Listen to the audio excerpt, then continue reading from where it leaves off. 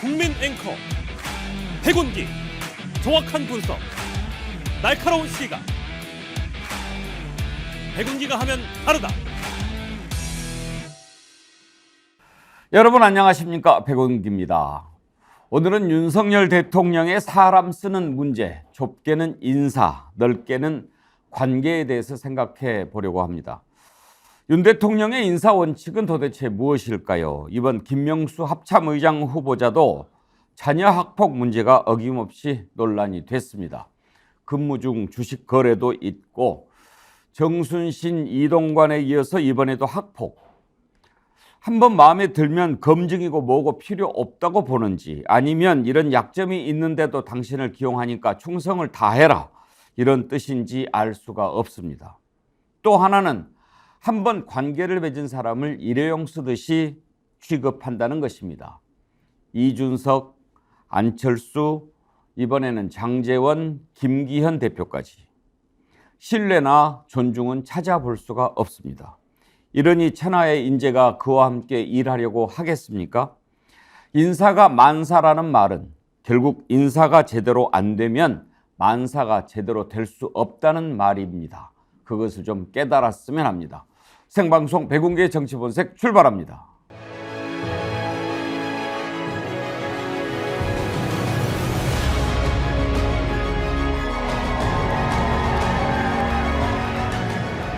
여러분 안녕하십니까? 백운기입니다. 박준영의 마키아벨리, 박시동의 경제 본색, 조정면의 뉴가 시작하겠습니다.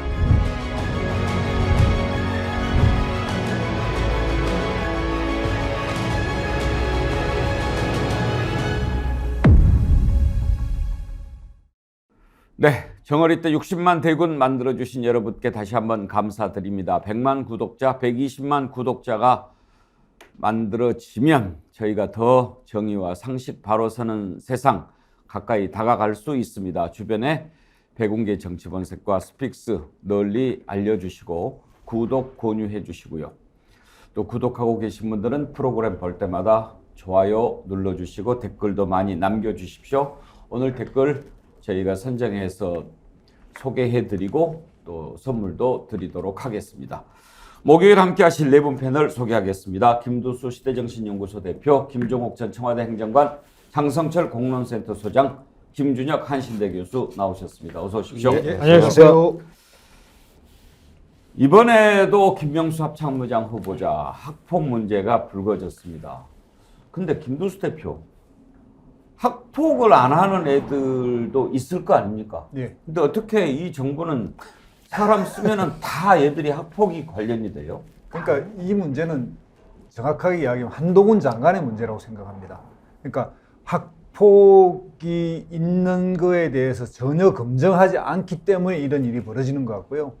오히려 역설적으로 뭐 좀 심하게 말하면 그 정도의 권력을 부리는 사람들만 쓰는 건지, 또 그런 뭐 자녀들을 둔 사람만 쓰는 건지, 이런 쪽으로 의심할 수밖에 없는데, 만약에 이게 다른 정부였다면, 만약에 민주당 정부였다면 그걸 충분히 검증해서 걸렀을 거거든요. 그러니까 학폭이 이렇게 쟁점이 안 될 건데, 이런 부분에 대해서 전혀 준비하지도 않고, 뭐 이야기 들어보면 올해 한 8월까지인가 학폭 관련해 임사검증의 체크리스트에 그 문항조차도 없었다 그러거든요. 그 난리를 치고 그렇게 했는데도 김명수 합참의장이 학폭 문제에 체크를 안 했다, 최근에 했다는 거고, 이제 본인은 이 학폭에 대해서 뭐 기억이 없다. 근데 문제는 1,800만 원 정도의 어떤 이런 합의금까지 준 학폭인데도 이렇게 무책임하게 빠져나갈 수 있나, 참 한심스럽습니다. 아니, 학폭이 그렇게 논란이 되면 뭐 좀 중요한 인사들 청문회 하기 전에 검증하면서 여기는 학폭 없나? 이렇게 좀 들여다보는 것이 이제는 상식 아닐까 싶은데, 장성철 소장. 네. 성일종 국민의힘 의원은 또 이렇게 카바를 쳤더라고요.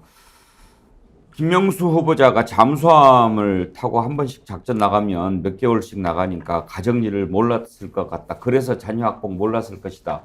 이렇게 얘기를 하는데, 뭐 몰랐을 수도 있을 거예요. 그렇더라도 본인이 이제 합참의장 후보자가 된다면 가족들에게 분명히 물어봐야 되고, 의원들이 아니 여러 차례 학폭 문제가 있냐 없냐라고 뭐 문의를 하고 질문도 했는데 아니다, 없다라고 얘기를 했다라는 거 아니에요? 근데 여러 가지 증거 자료가 인사청문회 과정 중에서 나오니까 아이고 제가 인지하지 못했습니다. 학교 폭력이라고 가족들이 저한테 얘기하지 않았기 때문에 저는 몰랐습니다. 이런 식으로 얘기하는 것은 좀 무책임해 보이고요. 이 정부 들어서 이제 학폭 문제 때문에 낙마한 분들이 있잖아요. 정순신 국가수사본부장 같은 경우에는 낙마를 했는데, 그러면은 뭐 인사청문회 준비 과정 중에서 분명히 그 사실을 뭐 한동훈 장관 같은 경우에는 물어봐야 되고, 그리고 이 후보자 같은 경우도 가족들에게 우리 학폭 문제 있나? 이렇게 좀 확인을 했었어야 하는데, 이거를 확인을 스스로 안 했다.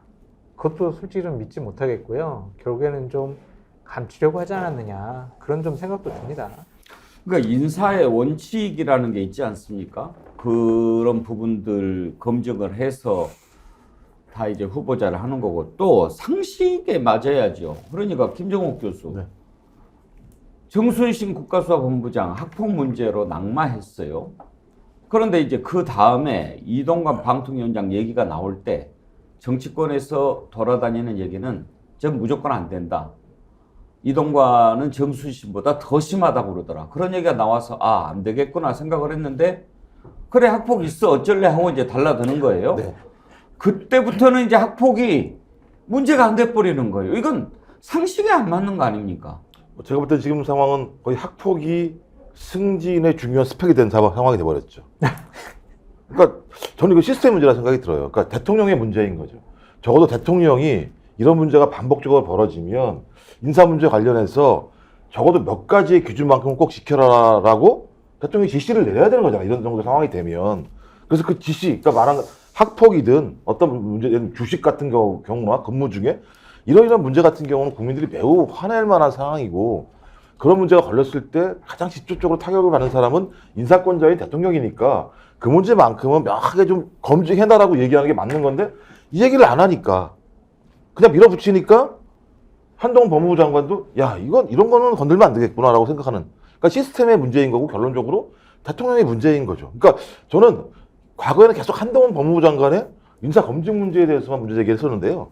한동훈 법무부 장관도 제가 볼 때 문제가 없다는 생각이 이제 드는 거예요. 아니, 대통령이 이 모양 이 꼴로 시스템을 만들어 놨는데 아래 있는 법무부 장관이 뭘 할 수 있겠습니까? 상식적으로. 그래서 근본적인 문제는 검증 시스템의 문제도 아니고, 그다음에 여기 있는 김명수 합참의장 후보자의 문제도 아니고, 궁극적으로 대통령이 문제다. 대통령이 바뀌지 않으면 저는 이 문제는 계속 반복될 수밖에 없다고 생각합니다. 김준엽 교수님 보시기에 윤석열 대통령 왜 그러는 것 같아요? 검증을 안 하는 것 같습니까? 아니면 검증을 해서 보고를 해도 상관없어 그냥 밀고 가 이러는 것 같습니까? 저는 후자일 가능성이 좀 높다고 보는데요. 제가 이 뉴스를 듣고 이런 생각을 좀 해봤습니다. 윤석열 대통령이 약간 좀 뭐 조폭 두목 같은 스타일을 좋아하는 것 같아요. 그러다 보니까 자연스럽게 뭐 깡패든 뭐든 이거 멋있는 걸 뭐 또 혹은 아이들끼리 있을 때도 애들 뭐 그 때리면서 서로 치고받고 싸우는 거야. 그런데 그 중에 폭력을 행사한 아이들이 뭐 저런 애들 정도면 뭐 괜찮은 거지.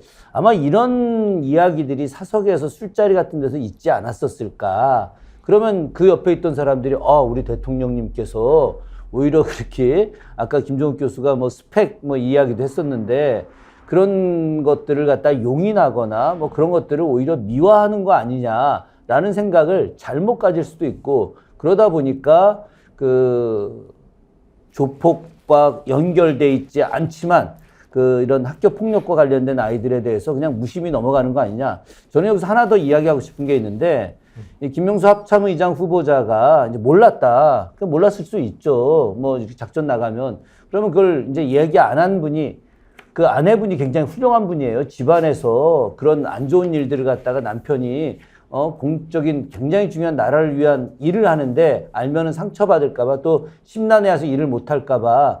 그럼 그건 내조의 여왕 아니겠습니까? 그런 정도로 훌륭한 심성을 가진 사람이라면 자식 교육을 잘 시켜야 정상인 거죠.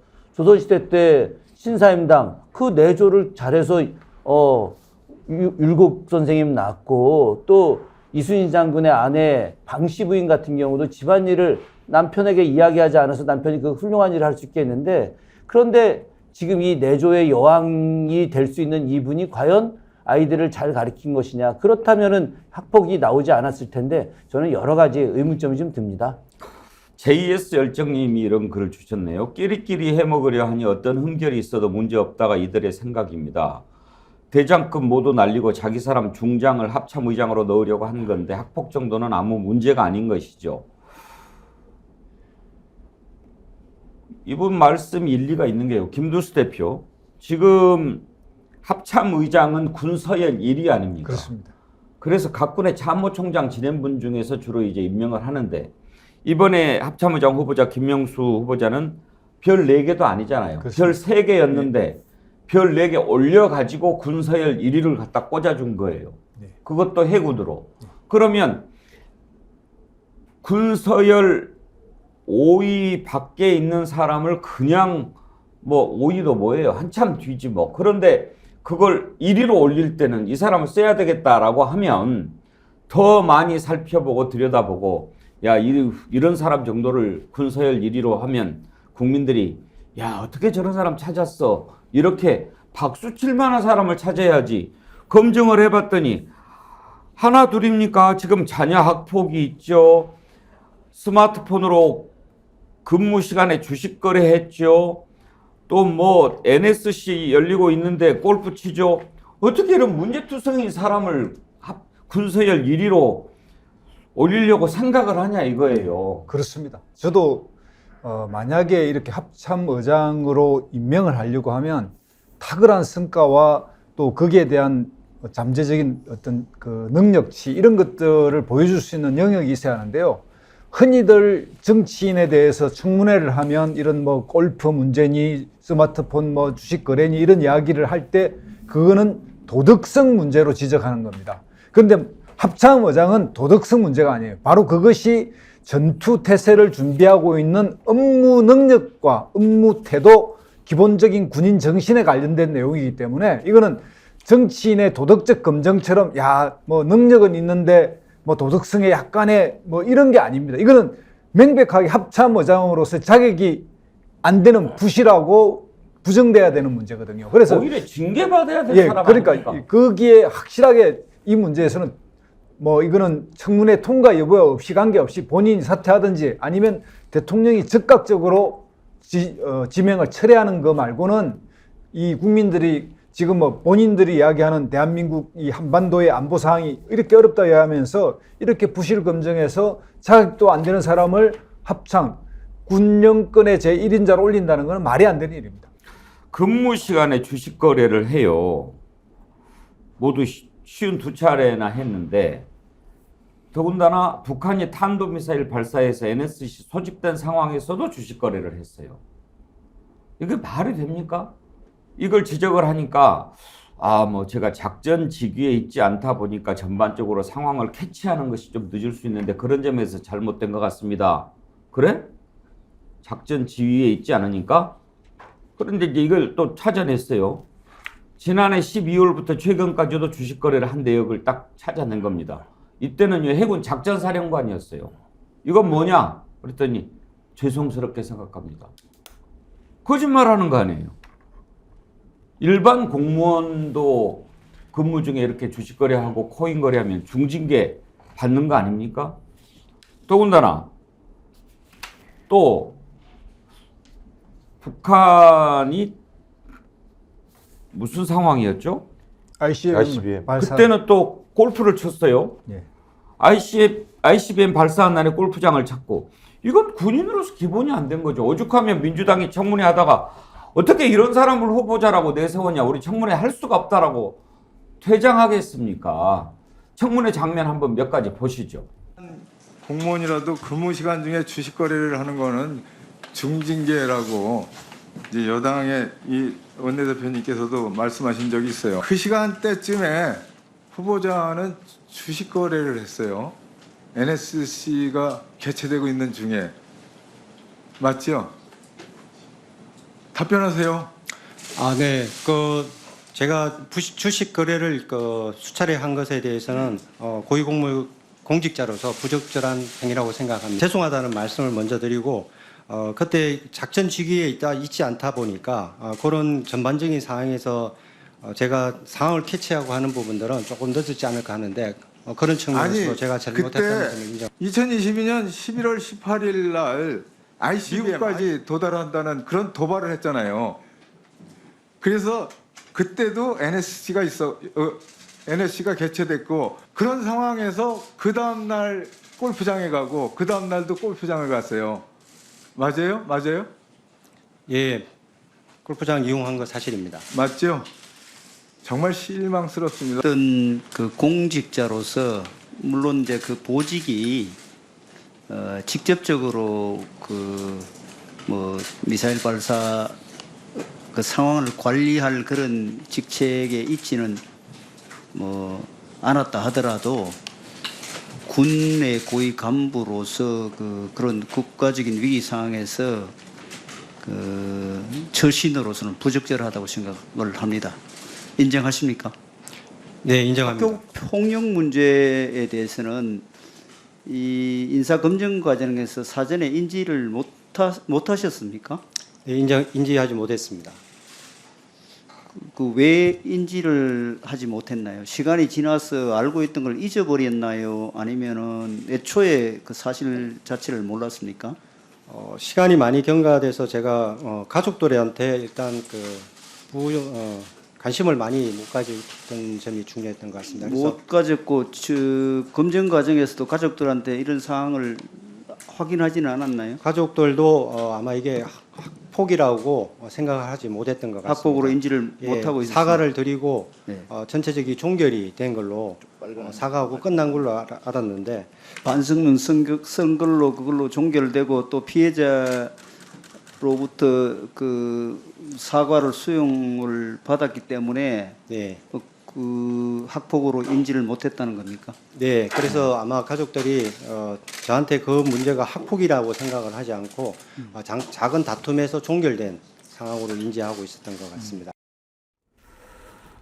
학폭 문제도 그렇고요. 근무 중에 주식거래하고 안보 위기 상황에서 골프 치고 이랬던 것 왜 그랬겠습니까? 저는 이렇게 봅니다. 해작사 해군 작전사령관을 지냈지요. 별 3개 달고 아마 저 사람은 이 자리가 내 마지막 자리였을 거라고 생각했을 겁니다. 무슨 얘기냐면 내가 해군 참모총장이 돼야지. 내가 합참 의장이 한번 돼봐야지. 그래서 이 나라 안보를 총책임을 지는 그런 자리에 한번 올라가서 국가 안보를 책임져 봐야지.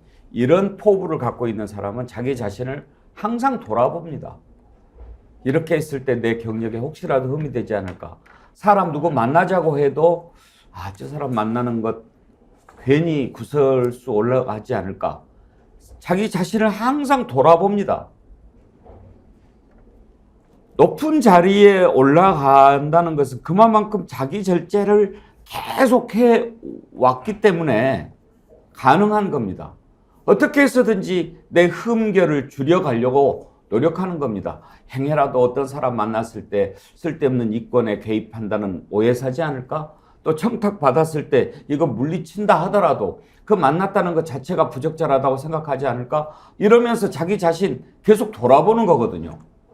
이 사람이 만약에 내가 한번 해군 참모총장이 돼서 우리나라 대한민국 해군을 막강 해군 세계 최고로 만들어 보겠다 이런 마음을 갖고 있었거나 합참의장 꿈에라도 생각이 있었다면 근무 중에 골프 칠 생각 하겠습니까? 근무 중에 주식거래 하겠습니까? 그 자리가 마지막일 거라고 생각했을 거예요. 근데 이런 사람을 왜 시킵니까? 그것도 별 하나 더 달아서 대장까지 되면서 대한민국 군을 총괄하는 합참의장에 임명합니까? 저는 수상합니다. 김종욱 교수. 이렇게 흠이 많은 사람을 임명할 때, 야, 너 잽도 안 되는데 내가 이렇게 올려줬어. 뭐 이런 거 아닐까 싶어요. 그러니까 가장 충성스러울 사람을 선택을 한 거죠. 능력과 무관한 것 같은데요. 저는 정치본세 이 방송하는 동안 대통령이 임명을 철회하거나 또는 본인이 자진 사퇴했으면 좋겠다는 생각이 들고요. 다 아시겠습니다만 자식이 학폭을 했다는 사실도 모르는 사람, 자식을 사랑하지 않는 거죠. 그런 사람이 어떻게 예를 들면 군인들을 통할할 수가 있겠습니까? 그러니까 군령이 제대로 먹힐 수가 있겠습니까? 그리고 우리는 자식은 부모의 거울이라고 그러는 거잖아요. 자식이 학폭을 할 정도면 부모한테 배운 거 보여줘. 뭐 부모한테 안 배우고 자기가 예를 들면 이상한 사람이 될 수 있겠습니까? 그런 사람이 우리의 국방을 책임진다라고 상상만 해도 저는 좀 아찔하고 두렵습니다. 그러니까 제가 볼 때는 대통령의 안목이 항상 저 모양 저 꼴인 거예요. 제가 볼 때. 전 그래서 제가 이제 농담으로 했어요. 아, 대통령이 국정 운영 방향을 바꿨나? 이런 생각을 했어요. 아, 저런 사람을 앉히게 되면 선제 타격을 할 수 있을까? 삼축 체제가 건강하게 작동할 수 있을까? 하마스처럼 북한이 공격하면 막아낼 수 있을까? 아, 이제 대통령이 평화를 지향하기 위해서 저런 예를 들면 깜도 안 되는 사람을 갖다가 합참의장에 앉혀가지고 예를 들면 군사력을 약화시키려고 하는 건가? 농담 같은 얘기입니다만 국민들이 봤을 때 국방부 장관도 그렇고 제가 볼 때는 그러니까 출줄이 제가 볼 때는 국방에 대한 신뢰를 완전히 까먹고 있는데 대통령은 입으로 선제 타격 이런 얘기를 하고 있는 상황은 도대체 상상이 안 되는 상황인 거예요. 제가 부끄러운 거죠. 그러니까 저는 그런데 거기에 대해서 국방부 라인이든 아니면 국무회의든 아니면 용산의 참모들이든 한마디도 못한다는 건 가늠할 사람도 없다는 거예요, 지금. 아, 조선 사회에도 이 간쟁이라고 하는 건 신하의 필수적인 역할입니다. 그래서 임금이 제대로 가게 할 수 있는 길을 만드는 게 상식적인 건데 제가 볼 때는 가난한 자도 없고 대통령은 막가파식으로 인사하고 검증하다가 말 나오면 본인한테 문제될까 봐 법무부는 검증도 안 하고 이게 나라 아니죠. 이 정도면 제가 볼 때는 조선시대 임금님 이런 것은 우리 김준적 교수님 죄송합니다. 전국이 아니, 제가 다른 얘기는 안 하고 이분이 해군 출신이잖아요. 대한민국 해군이 가장 존경하는 분이 이순신 장군입니다. 이순신 장군과 관련된 일화 딱 3가지만 말씀드리겠습니다. 저분하고 얼마나 다른 건지. 이순신 장군이 오늘로 치면 대위 정도 시절, 예, 대위 정도 시절이 훈련원, 요즘으로 말하는 육군사관학교에 뭐 이런 교관 정도 했던 지위입니다. 훈련원 봉사하던 때 하도 일을 열심히 하니까 당시 병조판서 김기영이 이순신을 불러가지고 자기 서녀, 그때 이제 첩의 딸들이 많이 있었지 않습니까? 서녀를 이렇게 시집을 보낼 테니 내 사위가 돼달라라고 이야기합니다. 얼마나 좋겠습니까? 병조판서 사위가 갑자기 되면 일학 승진할 수 있고 그랬는데 이순신 장군이 내가 어찌 병조판서의 사위가 돼서 이런 승진을 바라겠느냐? 말씀은 고맙지만 정중히 사양하겠다. 거절을 합니다. 두 번째, 당시 이조판서가 율곡 2위였어요. 율곡이 같은 덕수이씨 집안 사람입니다. 율곡의 조카뻘 되는데 하도 일을 잘한다는 소리를 들어가지고 당시 서해 유성룡한테 이야기를 해서 이순신 장군을 좀 만나게 해달라고. 그래서 서해가 어려서 한 마을에 같이 자랐었거든요. 이순신 장군하고. 그래서 만나가지고 저기 이판이 만나자고 하는데 가서 식사를 같이 하자 그랬더니 어찌 내가 한 집안 사람하고 같이 식사를 하겠느냐. 그건 참 좋은 일이긴 하지만 그 사람은 판서라고 하는 고위직에 있는데 내가 만약에 그 사람하고 식사를 하면 내가 부와 권력을 탐하는 것으로 비치니 나도 자리에 그만두거나 그 사람도 자리에 그만두면 그때 만나겠다. 거절을 합니다. 세 번째가 더 대단하죠. 고흥이라고 하는 지역이 옛날에 발포라고 불렸었는데 거기에 이제 사령관으로 가게 됐어요.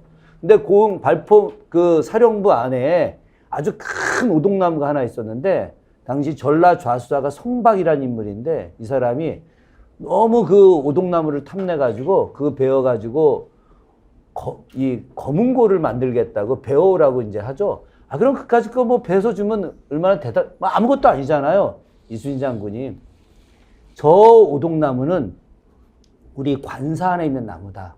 관사 안에 있는 것은 나라의 재물이다. 이 나라의 재물을 아무리 좌수사라 하더라도 그것을 개인의 사적인 일을 위해서 베어갈 수는 없다. 딱 막아버립니다. 이게 이순신 장군입니다. 자신들이 가장 존경하는 해군의 가장 위대한 영웅 이순신 장군을 따라가지는 못할 망정. ICBM 올라갔는데 골프 치러 가고 작전사령관이 주식이나 하고 이런 사람을 어떻게 임명합니까? 말도 안 됩니다. 근데 제가 한 가지 여쭤보고 싶은 게 있는데요. 네. 조선시대나 정주시대 때 서당이나 성균관에서 뭐 유생들끼리 좀 학폭 같은 있었죠. 학폭이 아니라 정조가 서울혁파를 했는데 서자들이 그래서 이제 성균관 시험에 합격해서 이제 최초로 들어온 거예요. 네. 그랬더니 적자 출신들이 거기서 불러가지고 서자 출신들 몇 명을 두드려 팼죠. 니들 뒤에 앉으라고. 그랬더니 서자 출신들이 악에 받쳐갖고 치고받고 싸워서 조정에 보고가 됐죠. 그럼 누가 그러면은 적자들이 먼저 이제 공격을 한 거지. 힘 있는 사람들이. 징계는 그때는 어떻게? 징계를 어떻게 했느냐? 네. 어쨌든 다시는 이렇게 하지 마라라고 이야기하면서 적서차별이 금지됐는데 어찌 적자들이 이렇게 무례할 수가 있느냐? 일부 못 나오게 하고 아예 징계도 성균관 못 나오게 하고 그리고 나서 그 뒤에 나이 순서대로 앉아라. 딱 이렇게 해법을 제시했죠. 나이 순서대로 앉아라. 근데 그런 거를 다 어떻게 하세요? 아니 다 공부하니까. 교수님이잖아요. 아니 저도 이순신 장군 이야기 딱 마지막 하나를 이야기해야 될 것 같은데요. 이순신 장군이 최종적으로 전라자수사에 임명되는 게 5단계인가 파격적 승진이라고 6단계. 예. 그렇게 알려져서 사람들이 와 뭐 갑자기 이제 새 유승용의 백이 통하냐 이런 게 아니라 앞에 교수님이 예로 들었던 저런 사례 때문에 이순신 장군이 그 직전까지 승진됐다가 계속 강등됐어요. 강등됐죠. 그래서 마지막에 한꺼번에 보상받은 거예요. 그래서 맞습니다. 사람들이 그걸 몰라서 이순신 장군이 뭐 선조의 승견지명에 의해서 6단계를 진급해서 전라자수사됐다 이렇게 생각하는 게 아니라 바로 저는 강직함 때문에 능력이 있지만 승진 못했던 사람이 가서 그때 조선의 위기를 구했던 겁니다. 그래서 김명수 합참의장은 그런 거에 비하면 이거는 까면 안 되기 때문에 여기에서 빨리 자진 사퇴하는 것이 맞다 이렇게 생각합니다. 김영삼 님이요. 유시민 작가 말씀대로 2류 밑에는 3류나 4류들만 보인다. 그렇게 얘기를 하셨는데요.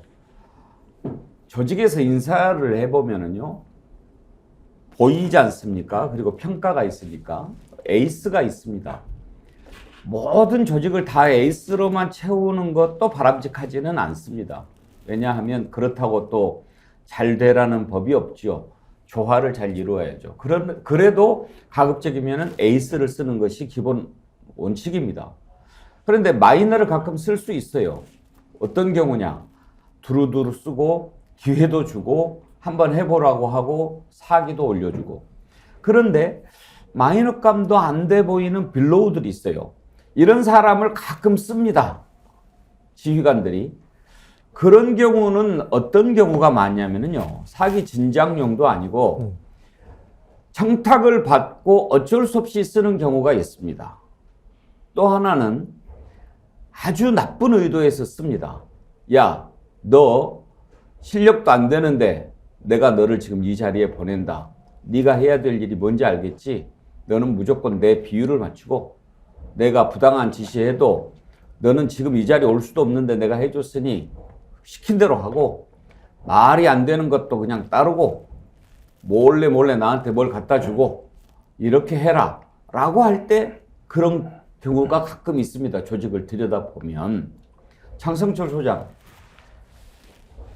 지금 나는 윤석열 대통령이 깜도 안 되는 사람을 특진시켜가지고 이런 자리에 보내는 것 뭔가 좋지 않은 의도가 있다고 보여지는데 장성철 소장은 어떻게 생각하세요? 그래서 제가 지금 방금 전에 알아봤어요. 도대체 이 김명수 후보자를 왜 지명을 했느냐라고 했더니 신원식 국방부 장관이 추천을 한 것으로 알고 있다라는 것과 왜 그 사람을 추천했냐 그랬더니 두 가지 이유를 얘기해 주더라고요. 하나는 최근에 이제 북한의 도발 양상, 바다 쪽을 통해서 도발하는 것, 특히 이제 잠수함, SLBM 이런 걸로 도발할 거를 좀 막을 수 있지 않을까라는 생각도 있었다고 하고요. 또 더 중요한 이유는 이거 같아요. 현재 지금 사성 장군들이 다 문재인 정권 때 승진하고 임명됐던 사람들이다. 현 정부의 사람 중에서 사성 장군은 없다. 그래서 이 사람을 사성 장군으로 승진시켜서 임명을 하게 됐다. 이런 답변을 받았습니다. 레몬님은 이런 글을 주셨네요. 이수신 장군이 임금의 질투를 두려워해서 갑옷을 벗어버렸다는 후문도 있던데요. 군주가 엉망이면 옳은 이들이 사라지는 법입니다. 김준혁 교수님 그랬습니까? 예, 사실이죠. 예. 근데 저는 진짜 정치할 생각이 전혀 없는데 저를 진짜 만약에 어떤 중요한 자리 하면은 제가 정말 국민과 이 제대로 된 통치를 위해서 열심히 하겠는데 참, 왜 그런 사람들은 눈에 보이지 않는지 이해가 되죠. 근데 흔히 그 안보는 보수가 좀 잘한다 뭐 이런 이야기가 통상 그냥 국민들이 인식하고 있지 않습니까? 그런데 이제 이런 사태를 경험하면서 안보 역시도 이제는 무능하구나. 보수가 이제 안보도 책임 못 질 정도로 자기들의 정파적 이익이나 자기들의 외골수적인 인식으로 가지고 한 30년 정도 후퇴한 그런 사고를 가진 속에서 안보를 하고 있으니까 뭐 어쩌면 북한이 의도적으로 도발하는 것들을 방치하고 있는 거 아닐까, 또 혹시라도 방치하지 않을까 하는 국민들의 이런 의구심까지.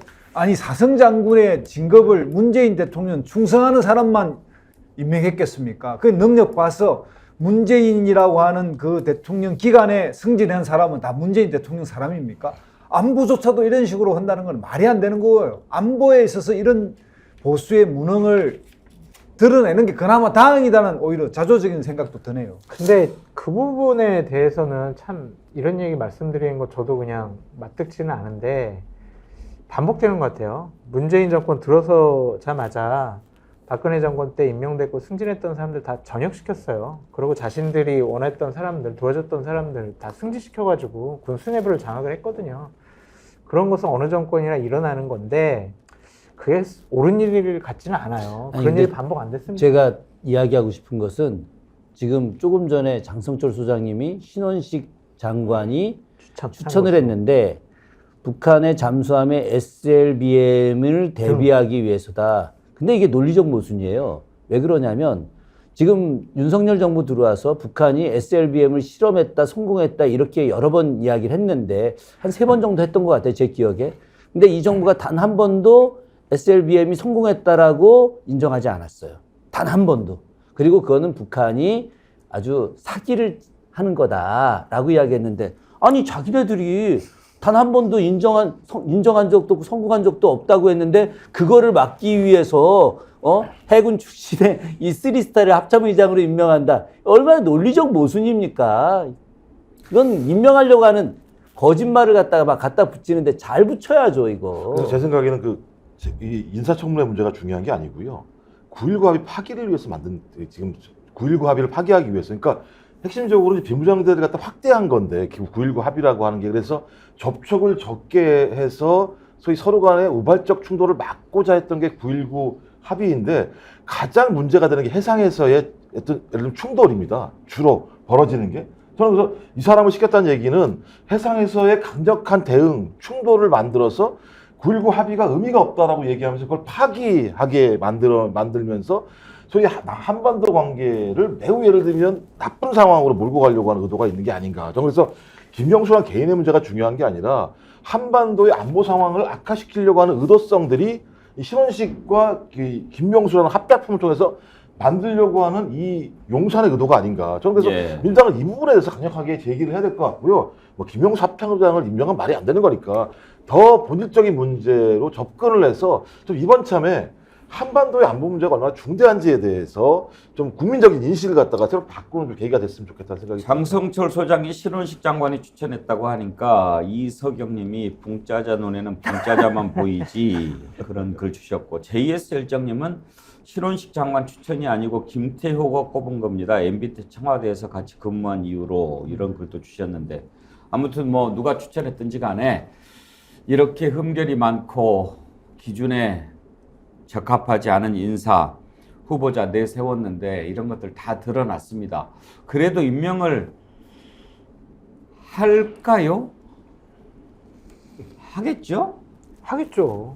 뭐 주식하고 학폭 문제에 대해서는 그렇게 큰 문제라고 생각 안 하는 것 같아요. 그러니까 도덕성에 대해서 윤석열 대통령의 기준이 뭔가 참 궁금해요. 대통령 윤석열이 갖고 있는 도덕성에 대한 기준이 뭔가? 근데 전 이런 생각도 들어요. 그러니까 한동훈 장관이 그냥 문득 얘기한 것 같은데, 사회적으로 어느 정도 성공한 사람들은 그냥 그 정도의 문제는 다 있는 것 같다라고 하면서 인사검증에 대한 어려움을 얘기를 했었거든요.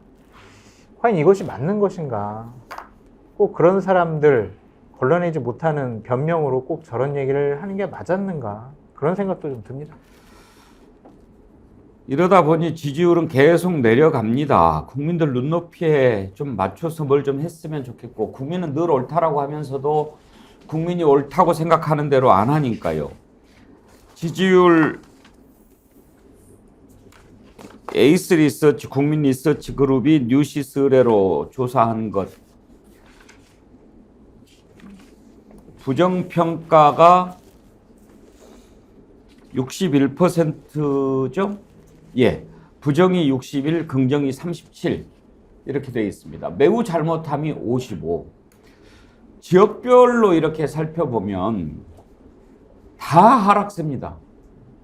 그전에는 그나마 대구 경북에서 좀 받쳐주지 않았습니까? 근데 대구 경북에서도 부정이 58%입니다.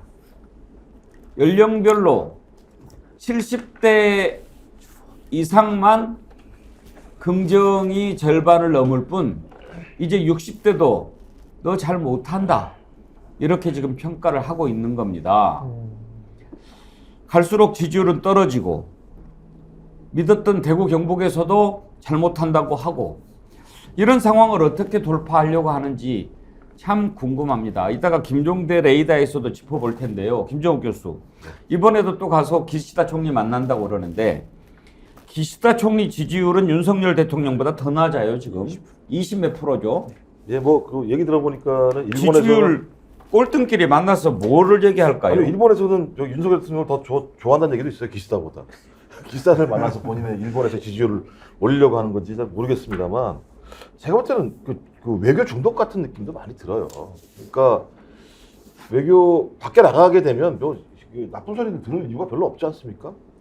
근데 문제의 핵심은 저렇게 하더라도 제가 볼 때는 본인은 살아남을 수 있다고 판단하는 것 같아요. 그러니까 그 이유 중에 하나는 다 아시겠습니다만 중동 갔다 와서 바로 박정희 전 대통령 쫄식에 달려가서 박근혜 전 대통령을 만나서 활짝 웃고 12일 만에 또 다시 박근혜 전 대통령을 만나서 활짝 웃는 모습을 보면 영남 지역만 잘 건사하면 내가 내년 4월 선거에서 지더라도 임기 말까지는 큰 문제 없을 거라는 생각을 많이 하는 것 같아요. 그리고 대체적으로 윤 대통령의 지지율이 하락할 때마다 반등이 어디서 시작되느냐? 진짜 TK에서 시작이 돼요. TK에서 대통령이 위험하네라고 얘기하면서 지지율이 올라가게 되면서 이 하락하는 걸 막게 되는 상황이 벌어지거든요. 그런데 이게 언제까지 가겠는가? 저는 12월 달이 변곡점이 될 거라고 생각합니다. 12월 10일 날 아마 김건희 주가 조작 특검 문제가 통과가 될 거예요. 그럼 제가 볼 때는 거부권을 행사할 가능성이 좀 높다고 보거든요. 저는 그때부터는 제가 볼 때 TK도 용납할 수 없을 거라는 생각이 들어요. 저는 그래서 이제는 그냥 거의 잘못된 어떤 극단적인 상황까지 가고 있는 거 아닌가라는 느낌이 들긴 하는데 뭐 그 전까지 외국 나가서 잘 즐기십시오. 방법이 없죠. 이런 상황에서 어떻게 할지 한번 봅시다. 대통령 사람 쓰는 것 오늘 한번 짚어봤는데 로의 ROEH님 윤석열 대통령 일부러 뒤가 구린 사람들을 골라서 임명하는 것 같습니다. 그래야 말도 잘 들을 테고 마음대로 잘라도 뒤탈 없을 거고 훌륭한 사람을 임명했다가는 또 박정훈 대령 같은 사람이 나올까 봐 두려워하는 것 같습니다. 예, 박정훈 대령 얘기를 하시니까 정말 더 와닿네요. ROEH님 디어루시에서 클렌징 폼 보내드리도록 하겠습니다. 좋은 댓글 감사합니다. 자, 지금 이제 국민의힘이 상당히 좀 상황이 복잡해지고 있습니다. 윤용환 혁신위원장이 뭔가를 해보려고 하는데 말을 잘 안 들어요. 왜 말을 안 듣습니까? 아니 내 배지를 떼겠다고 하는데 순순히 물러나겠습니까? 그런데 문제는 이게 그냥 국민의힘 혁신 차원에서 하는 게 아니고 뭔가 뒤에서 큰 손이 왔다 갔다 하는 것 같다 말이죠. 그래서 지금 상황이 좀 이상하게 돌아갑니다. 장제원 의원 버스 92대 4,000명 이상 동원해가지고 새 과시하고 교회에 가서 간증 형식으로 나 서울 가라고 그러는데 여러분들 나를 도와줘야 됩니다 이야기하고 김기현 대표도 윤용환 위원장한테 너무 급발진한다 이렇게 비판하고 그러니까 윤용환 위원장 뭐라고 얘기합니까? 이거 윤심이야. 드디어 그 얘기를 합니다. 앞으로 이제 윤심이라고 하는 게 드러났으니 어떻게 승부가 펼쳐질지 참 궁금한데 윤심 얘기한 윤용환 위원장 발언 한번 들어볼까요? 자, 그리고 두 번째가 이제 좀 뭐 대통령 친한 분들, 특히 지도부나 영남의 이 중진 의원들 희생을 좀 해달라 이런 얘기가 계속 있었는데 이게 좀 궁금한 게 대통령실하고 좀 교감을 한 이후에 이제 나온 얘기인가요? 왜 자꾸 이런 말이 나오는지도 궁금합니다. 뭐 대통령을 사실은 거침없는 얘기하려고 한 열흘 전에 제가 좀 그 여러 사람 통해서 뵙고 싶다고 그랬는데 네. 대통령 직접으로 연락 온 건 아니고요. 아, 직접 온 건 아니고. 예, 아니고 돌아서 온 말씀이 예. 만남은 오해 소지가 너무 크다. 음흠. 그래서 그냥 지금 하고 있는 거를 그냥 소신껏 생각껏 맡아서 임무를 좀 끝까지 그렇게 우리 당과 우리가 필요한 거를 그냥 거침없이 해라. 아. 이런 신호가 와서요. 아, 만나는 거는 모르지만 거침없이 혁신안은 좀 해달라 이 말씀을 주신가요? 예. 지적할 것 지적하고 예. 뭐 아주 긍정적으로 그거를 개입을 하지 않겠다. 아하. 전혀. 저게 개입이지 개입 아닌가요? 근데 장성철 소장 참 이뇨한 위원장 아마추어 같아요. 그러니까 저렇게 대통령 끌어들인 거요. 네. 근데 오늘 김기현 당대표가 방금 전에 네. 이런 얘기를 했습니다. 대통령을 당내 문제에 언급하는 것은 바람직하지 않다라고 이뇨한 위원장을 한번 받아친 것 같아요. 이뇨한 위원장 받은 거 아니죠? 대통령 받은 거죠. 대통령 받은 거요? 아니 이뇨한 위원장이 이렇게 대통령 그러니까 김기현 대표가 그건 하니까. 대통령 받은 거라고 해석해야 되지 않나요? 이뇨한 위원장 받은 거라고 저는 생각이 드는데 어떻게 이뇨한 김기현 위원장이 이거 당대표가- 윤심이야라고 얘기하니까 네. 대통령 끌어들이지 마라 이렇게 이야기한 거잖아요. 그러니까 이뇨한 그건 위원장 직접적으로는 눈앞에 있는 이뇨한 위원장한테 얘기한 거지만 대통령한테 하는 메시지라고 해석 안 됩니까? 김기현 당대표의 배포로 과연 윤석열 대통령을 향해서 이제는 죽기 살기죠. 왜요? 쫓겨나요? 그만두라고 그러면 네. 그리고 빠지 떼라고 그러면 그건 뭐 이제는 나를 쓰고 버리겠다고 하는데 그냥 깨갱해요? 근데 김기현 당대표를 만든 게 윤석열 대통령이기 때문에 뭐 대주주인 윤석열 대통령이 당시 그만두라고 그러면 그만둬야지 그걸 몇 버틴다고 달이나 했다고 해가지고. 벌써 그만두라고 그러냐 반발할 만하죠. 근데 이제 지난번 강서구청장 선거 이후에 바로 그만두는 게 맞아요. 강서구청장 후보는 뭐 김기현 대표가 원해서 냈습니까? 그러니까 그때 만약 김기현 당대표를 바로 끌어내리면 윤석열 대통령 책임을 본인 스스로 입증하는 거고 고백하는 것이기 때문에 윤석열 대통령 책임 아니에요? 책임이죠. 네. 그러니까 그런 거를 입증이 되기 때문에 좀 시간을 두고 김기현 당대표 체제를 무너뜨리려고 하는 것이 아니냐 이런 관측이 지금 여의도 바닥에 퍼져 있는데 일단은 이뇨한 위원장 같은 경우에는요 자꾸 본인이 얘기하는 것에 대해서 혁신위의 또 안건에 대해서 당 대표라든지 지도부가 받아들이지 않잖아요. 지금 버티고 중지현 엄지 출마해 이거 가지고 지금 2주 동안 얘기하고 있거든요. 그러니까 대통령 내 뒤에는 대통령이 있어. 내 말은 대통령의 말이야. 그런 이미지를 주지 않으면 혁신위원장으로서 권위는 땅에 떨어진다고 보여지거든요. 그래서 일부러 이런 얘기를 흘린 것이 아닌가라는 생각이 듭니다. 근데 김두수 대표 이뇨한 위원장이 혁신위원장 아닙니까? 네. 그리고 뭐 당에서 정권을 뭐 줬다고 처음에 얘기했고 그래놓고 이제 와서 다른 얘기하는 김기현 대표도 우습지만 적어도 혁신위원장이면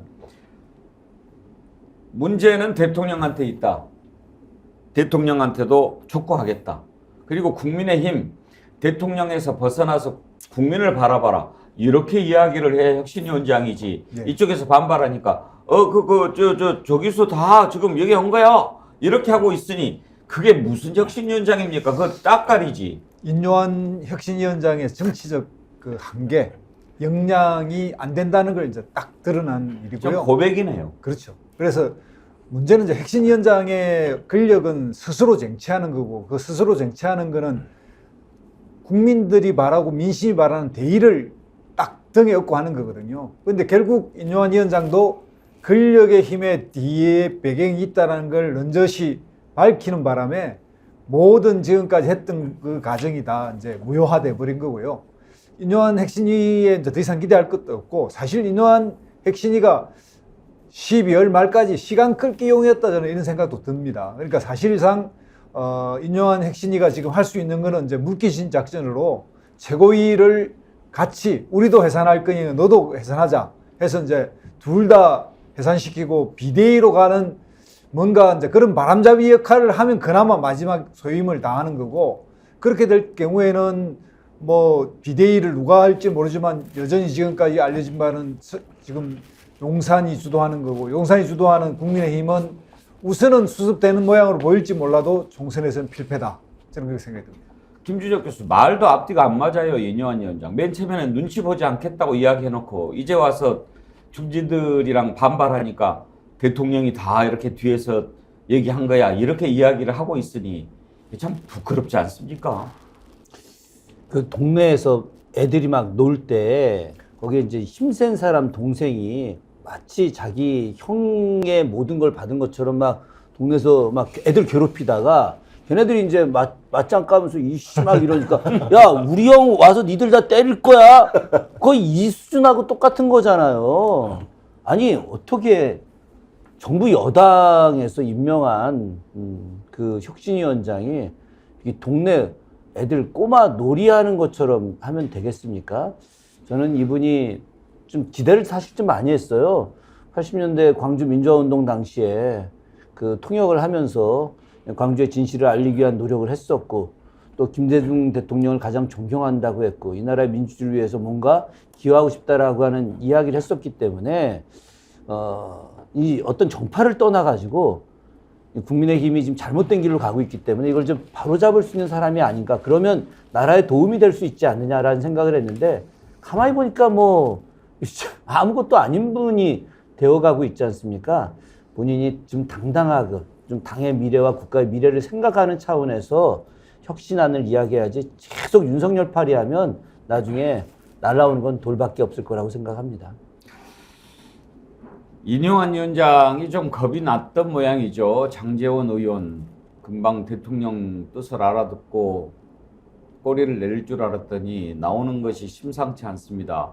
사람들 많이 모아놓고 이런저런 얘기도 하고, 또 김기현 대표는 맨 먼저 바짝 엎드릴 줄 알았더니 이뇨한 위원장한테 태클을 걸고 이러니 내가 감당이 안 되겠네, 형님 불러?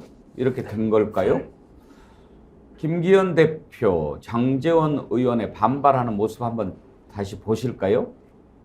그런 정제되지 않은 이야기가 언론에 보도되는 것에 대해서 당대표로서 매우 유감스럽게 생각합니다.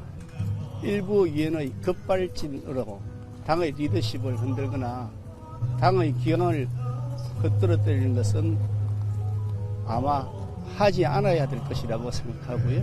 좀 더 권한과 책임 사이의 균형을 잘 유지하는 정제된 언행을 했으면 좋겠습니다.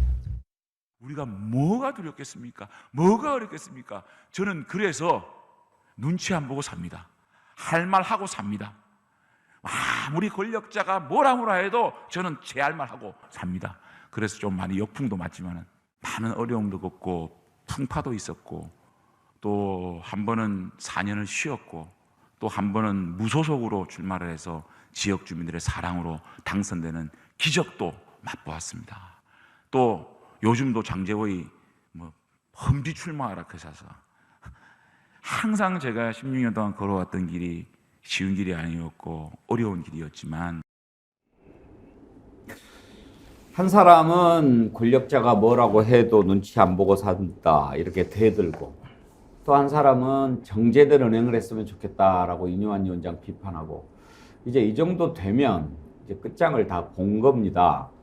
근데 이제 김두수 대표, 장제원 의원 같은 경우에는 이제 딱 나를 여기까지로 하는구나, 이렇게 이제 감을 잡은 것 같죠? 예. 지금 보니까 뭐 권성동 의원도 윤핵관을 빼달라고 그렇고, 장제원 의원도 이제는 정명 승부다라고 생각을 하는 것 같아요. 그리고 실제 이제 이런 상황은 사실상 1월 말이나 2월 초에 벌어져야 될 일인데, 인용한 혁신위원장이 좀 빨리 끌어다 써버린 측면이 있거든요. 그러니까 힘의 탄력을 못 받아가는 거예요. 그러니까 어떤 사람을 탈락시키고 목을 치고 이런 것은 사실상 그 시기가 돼야 되는데 그 시기를 모르고 수순을 모르고 끌어다 쓰다 보니까 장지원 의원님 최종적으로는 뭐 끝까지 대항할지는 모르겠습니다만 지금 정치인의 입장에서는 지금은 자기의 설사 마지막에 어떻게 항복하더라도 지금은 자기 요새를 구축하고 자기의 의지 충만함을 보여야 하기 때문에 저런 식으로 연설할 수밖에 없는 거고요. 그 다음 수순은 그 다음에 어떤 일이 또다시 닥치면 하겠다라는 생각하에 딱 배수진을 친 거기 때문에 저기에서는 꺾이는 사람은 인요한 위원장밖에 없지 장제원 의원은 뭐 미동도 안 할 거고요. 앞으로 한 달 정도는, 한 달 이상. 그래서 인요한 위원장이 정치를 몰라도 너무 모른다. 그리고 혁신위원회는 위에 최고위원회가 있다는 걸 망각했다. 자기는 모든 정권을 받았다고 생각하면 그 정권을 받은 그 동시에 민심하고 자기가 연결돼야 되는데 용산하고 코드를 맞추려고 하면서 망했다. 이렇게 말씀드립니다. 그런데 장성철 소장, 저 정도 상황이 되면 최고위 쪽에서 인요한 위원장 지원하는 발언이 하나 둘은 나와야 되잖아요. 그래야 이게 항상 우리가 정치를 들여다봤을 때 인요한 위원장은 윤심이다. 그러면 최고위 쪽에서도 몇 명 맞다 인요한 위원장 이렇게 힘을 실어줘야 되는데 그런 건 안 보여요.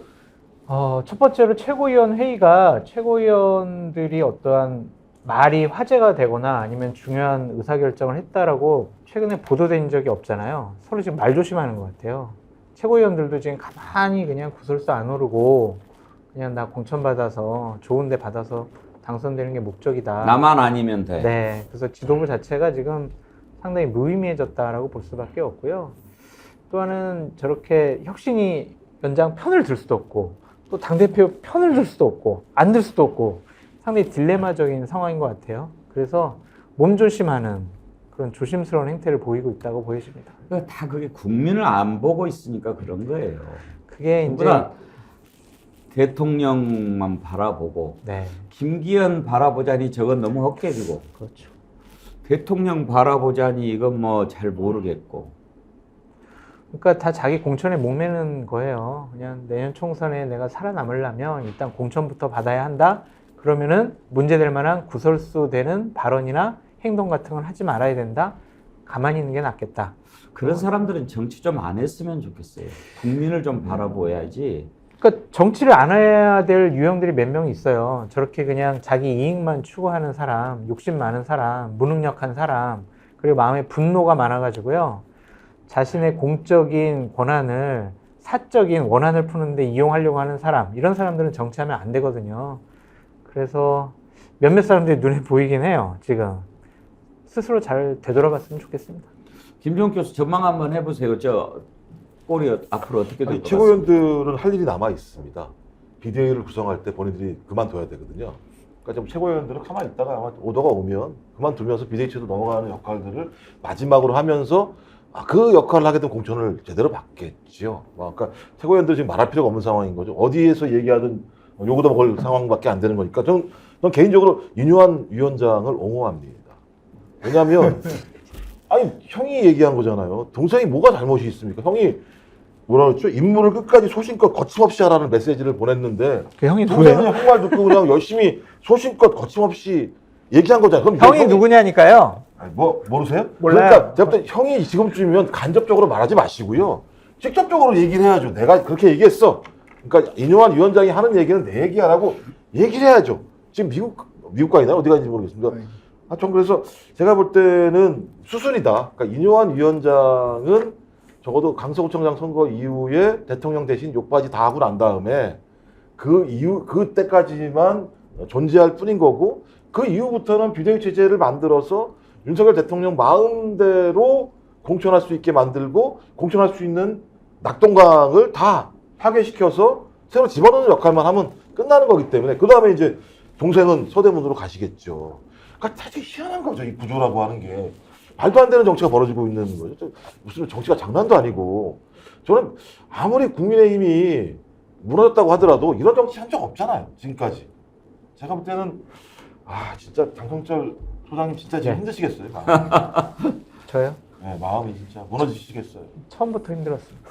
정치인들 발언을 잘 해석해 주시는, 잘 발라주시는 우리 김준혁 교수님. 인요한 위원장 발언 어떻게 해석하셨나요? 뭐 아주 간단하죠. 내 뒤에 우리 큰형이 있다. 그 형 주먹이 얼마나 센 줄 아니? 니들 잘못 까불다가는 눈탱이 밤탱이 된다. 그러니 그러면 가만히 있어라. 김기현 대표 발언은 어떻게 해석하면 김기현 됩니까? 대표 발언은 뭐 이런 거죠. 나 그냥 안 죽어. 나도 한 칼이 있어. 나 당신들 모르는 당신들만의 비밀 나도 갖고 있어. 나 이거 깔 수도 있어. 그래 말 조심해. 이런 거죠. 그러면 장제원 의원 발언은? 똑같은 겁니다. 장제원 의원은 더 많이 알고 있죠. 장제원 의원은 아크로비스타에서 라면 먹을 때 우리 돈 결의했잖아. 라면 다시 끓여줘. 라면 안 끓여주면 나 가만 안 있을 거야. 지금 이런 이야기 하는 건데요. 장제원 의원이 아까 그 교회 간증하는 거 보니까 제가 그런 생각이 드네요. 저하고 대학 동기인데 한 번도 본 적이 없는 대학 동기.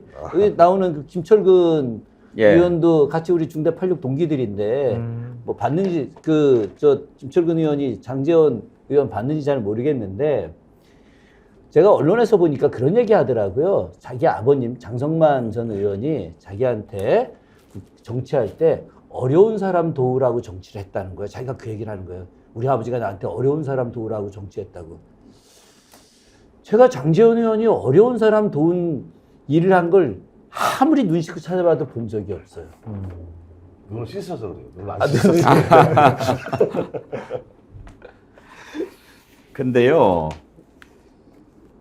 장제원 의원 참 한때 1인자 다음 2인자 지위를 누렸죠. 당선인 비서실장 했을 때 모든 인사는 그쪽으로 통하고 그러지 않았습니까? 근데 왜 지금 이렇게 됐습니까? 쳐내려고 하고 받아치고, 그건요 출발이 선하지 않았기 때문입니다. 윤석열 대통령, 장제원 의원 두 사람이 뭐 같이 민주화 투쟁을 하기를 했습니까? 핍박을 받기를 했습니까? 아니면 대한민국을 아름답게 만들어 보자는 가치가 같아서 만났습니까? 오로지 이익만을 위해서 결합했던 그런 만남 아닙니까? 그런 만남이 어떻게 좋은 결과를 가져올 수 있겠습니까? 어제도 제가 성경 구절 소개해 드렸는데요. 가시나무에서 포도가, 엉겅퀴에서 무화과 나무 열매가 맺혀질 수가 없는 겁니다. 그렇게 출발한 관계가 좋게 끝날 리 없겠지만 생각보다는 너무 일찍 끝나는 것 같아서 참 허망하네요. 장성철 소장, 장제원 의원이 검찰총장 윤석열 청문회 때 엄청나게 공격했는데 나중에 다 그렇게 윤핵관 되는 거 보고 저게 정치인가, 참 그런 생각도 들었어요. 그때 이제 바른정당 때는 유승민 대통령 후보를 지지해달라고 많이 얘기를 하셨죠. 유세 다니면서. 그런데 유승민 대표에서는 지금은 다른 얘기를 하고 계시는데, 저는 김기현 당대표나 장제원 의원이 버티고 싶어 하지만 버티진 못할 것 같아요. 영남, 중진, 3선, 4선, 윤핵관, 당대표, 핵심 이런 분들이 결단을 하지 않으면요, 내년 총선 공천에 있어서 윤석열 대통령이나 국민의힘이 하고 싶어하는 물갈이 이거 할 수가 없습니다. 그래서 저는 정기국회가 끝나고 나면 저 두 분 같은 경우에는 그냥 결심을 하지 않을까, 국민들께 불출마라든지 험지출마 선언을 하게 되지 않을까라는 좀 생각이 뭘 좀 듭니다. 들이밀까요? 너 이래도 그만 안 둘래? 이렇게? 본인들도 알고 있을 것 같아요. 내가 어떻게, 예를 들면 김기현 당대표 같은 경우에 내가 어떻게 당대표직을 계속 유지할 수 있을까? 내가 어떻게 울산에 내년도에도 출마할 수 있을까? 이건 아닌 것 같아. 이럴 수는 없을 것 같아. 장제원 의원도 마찬가지일 것 같아요. 근데 그러면 나 뭐라도 줘 이럴 거 아니에요. 근데 윤석열 대통령한테 제가 저 불출마하면 저 좀 뭐 비서실장 시켜주시죠, 뭐 어떻게 이렇게 할 수가 없는 상황이잖아요. 그래서 일단은 저러한 요구 상황들을 본인이 받아들일 수밖에 없을 것으로 예측합니다. 얘기 나온 김에 지금 이제 돌아가는 상황이 뭐 혁신이 이러다가는 뭐 그만둔다 뭐 이런 말도 나오면서 비대위 얘기가 나오더라고요. 슬슬 뭐 비대위원장으로 뭐 한동훈, 원희룡, 김한길 막 이런 인사들 이름도 오르내리고 가능성이 있다고 보십니까? 공교롭게도 막 그렇게 당이 아마 토요일 날 대통령께서 귀국하고 난 다음에 주말에 대통령께서 어떠한 결심을 통해서 당이 획기적인 변화가 있을 것 같다라고 제가 이제 어제 아침에 방송을 했는데 이준석 대표도 그런 비슷한 얘기를 하더라고요. 그런 얘기들이 지금 여의도에 좀 파다해요. 지금 김기현 당대표에 대해서는 윤석열 대통령이 불신을 해서 다음 주에는 좀 김기현 당대표가 그냥 당대표직을 던지고 그다음에 윤재옥 원내대표가 그냥 당연직 승계 비대위원장을 하다가 적절한 시점에 한동훈 장관이나 원희룡 장관을 비대위원장으로 세우는 시나리오가 지금 회자되고 있는데 기본적으로 김기현 당대표 측은 어제 당원 당규를 검토해서 아니 선출직 최고위원 3명이 사퇴하지 않으면 나는 그냥 당대표직 계속 유지할 수 있어. 나는 버틸래. 라는 생각과 판단을 확고하게 한 것 같고요. 예. 그런 차원에서 아까 대통령을 당내 문제에 그냥 끌어들이지 마라. 이런 경고성 멘트를 한 것 같습니다. 예. 비대위로 간다. 그러면 혁신위는 결국 비대위를 만들어주기 위한 지렛대가 아니었는가 그런 생각이 드는데요. 또 비대위원장이 됐든 뭐가 됐든 한동훈 법무부 장관 정치 참여 설이 슬슬 흘러나옵니다. 한동훈 장관의 부인이 모습을 드러냈어요. 사진이 이렇게 공개가 되면서 아 이제 정치 준비하는 건가. 대한적십자사 주간 봉사활동에 참여했는데 한동훈 장관 얘기를 들어보겠습니다만 저건 뭐 이제 국무위원 부인들이 하는 거다. 뭐 의례적으로 맞아요. 하는 건데 사진을 잘 봐야 됩니다. 다시 한 번만 보여주실래요? 사진이란 항상 포커스가 있는 겁니다. 저기에 국무위원 부인들이 다 나와서 있잖아요. 그런데 저 사진을 누가 찍었습니까? 아무튼 저 행사하는 데서 찍었을 거 아니에요. 한동훈 장관 가족이 가서 핸드폰으로 찍은 게 아니란 말이에요. 그러면 저 사진의 초점이 누구한테 맞춰져 있느냐? 한동훈 장관 부인한테 맞춰져 있습니다. 이게 전하는 메시지가 뭔가? 그걸 우리가 들여다봐야 되는데 뭘까요? 한동훈 장관 발언을 먼저 들어볼까요? 께서 봉사활동 하면서 처음에 공식 활동 하셨는데 또 정치 행보 아니냐는 오늘 가서 찍으셨는지 모르겠습니다만 대한민국의 국무위원의 가족은 이 적십자 관련한 봉사활동을 아주 오래전부터 모두 다 해왔습니다. 뭐 통상적인 그런 활동 같은데요. 정치인 흉내 내려고 아주 발언들을 딱 저렇게 하는데 김두수 대표 사진 초점 한번 보세요. 그렇습니다. 저게 통상적인 활동은 틀림없지만 저게 대한적십자사 제공 연합 뉴스 발이거든요. 예. 근데 제목들이 재밌습니다. 뭔가 힘든 일을 솔선수범하는 뭐 이런 제목들이 막 붙어 있고요. 그러니까 이미 이제 언론들이 거기에 대해서 누군가가 그렇게 브리핑을 또는 뭐 간접적으로 보도자를 줬다는 뜻이고요. 뭔가 이제 행보를 하는 부분에 대해서 초점을 맞춰서 저 뉴스를 키웠고, 지금 두 가지죠. 정말 저렇게 이제 기획을 해서 시작하는 의미를 가질 수도 있고요. 또 하나는 다른 측면에서는 뭐 한동훈 본인은 뭐 저거에 어떻게 생각되는지 모르지만 김건희 여사 경우에 보면 부인들이 더 설치는 경우가 있거든요. 저런 것들을 적극적으로 활용하고, 그러니까 저 사진 찍는 거 이런 거 다 알면서 아주 뭐 화장빨도 잘 받게 딱 표즈를 취하고 뭐 누구의 말에 그 말 맞다나 그 이 조명빨까지 받은 느낌처럼 저렇게 사진을 만든 거는 의도성이 있는 거거든요. 그래서 정치를 남편이 앞장서 하는 경우도 있지만 부인이 앞장서 하는 경우도 있어서 조금 더 두고 봐야 될 것 같다. 저게 한동훈 발인지 한동훈 부인의 발인지는 좀 더 지켜볼 필요가 있다, 이런 생각이 듭니다. 지금 저 자리에 이제 부인이 변호사죠. 진은정 변호사, 아버지가 유명한 진형구 전 대전고검장. 양주가 독해서 폭탄주 만들어서 마신다고 했던 분. 그런데 그 옆에 보면 경제부총리 부인도 있어요.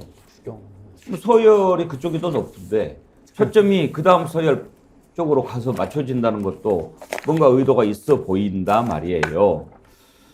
자, 그러면 장성철 소장, 한동훈 장관 정치하겠죠? 요즘에 하는 발언과 행동들을 보면 정치를 한다라고 해석할 수밖에 없어요. 그러니까 지금 부인이 저런 공개적인 활동하는 것에 대해서 통상적인 공무위원 배우자들의 활동 이렇게 얘기하잖아요. 작년에는 왜 안 했어요? 그러니까 이게 시점이 문제잖아요. 항상 지금 부인도 공개적인 활동을 하고 본인도 민주당에 대해서 상당히 좀 정치적인 언어를 통해서 공격을 하는 것을 보면 정치 쪽으로 한 걸음 한 걸음 더 다가오는 것이 아닌가라고 해석할 수밖에 없습니다. 근데 정보는 없습니다. 이 부분과 관련해서. 정보는 없다. 네. 제가 잠깐 저 사진 보고 느낀 말은 네. 한동훈 장관 하수다. 왜요? 아. 네. 왜 하수냐면 너무 일찍 자기 부인을 드러냈는데 과연 김건희 여사님이 좋아할까? 외국 가셨잖아요. 아니 외국 가셨어도 좋아하지 않을 거다. 여사님은 천상천하 유아독존인데 자기보다 스펙 좋고 서울법대 출신이잖아요, 그죠? 스펙 좋고 뭐 또 미모도 또 떨어지는 것 같지 않고. 그런 말씀하시면 안 되죠. 아니 하여튼 그런데 저 여사님이 가만두겠느냐? 저는 그렇지 않다. 예전에 다산 정약용 선생님이 이런 말씀하셨어요. 정조가 신하들 다 불러 모아놓고 이제 정약용 선생을 이제 불러줘. 이렇게 나오라고 하고 이가완을 나오라고 한 다음에 이렇게 이야기합니다. 최재공 다음에 이가완을 정승시키고 그리고 정약용을 정승을 시킬 거다. 이렇게 이야기했는데 엄청 좋은 것 같죠? 다산이 뭐라고 썼느냐. 이날로부터 나의 화란이 시작됐다. 안 좋은 일이 시작됐다. 이렇게 딱 써놨어요. 저는 어제 저 사진으로부터 한동훈 장관과 그의 아내의 화란이 시작될 거다. 원희룡 장관 부인 안 나오잖아요. 예. 그 스펙 더 서울대 의대 나오고 현재 의사잖아요. 그런 사람이 안 나오는 건 원희룡이 한 수 더 높다는 거를 보여줍니다. 한동훈 장관 더군다나 요즘에 또 민주당을 계속 공격하고 있습니다. 탄핵할 테면 해봐라 그렇게 이야기하면서 또 뭐 욕설 일부 하는 것에 대해서도 빠지지 않고 다 토를 달지요. 탄핵을 당하고 싶어하는 이상한 장관이다. 홍익표 민주당 원내대표가 그렇게 얘기를 했는데 한번 들어보실까요? 한동훈 장관은 그 당에서 거론됐던 적이 있긴 있는데 한동훈 장관은 어떻게 된 겁니까? 그거는 아마 해당 기구에서 논의하고 있는데 뭐 아직까지는 결정된 바가 없습니다. 저한테까지 보고가 된 게 없어요. 그렇군요. 예. 근데 본인은 되게 탄핵을 당하고 싶어하는 것 같아요. 넌 이상한 장관입니다. 아니 저 툭하면 기자들 앞에서 왜 나 탄핵 안 시키냐는 식으로 얘기하는데 저는 관심이 없거든요. 관심이 없거든요. 저한테 뭐 그 스토킹하는 것도 아니고 왜 그렇게 물고 들어가는지 모르겠어요. 기자들 만나가지고.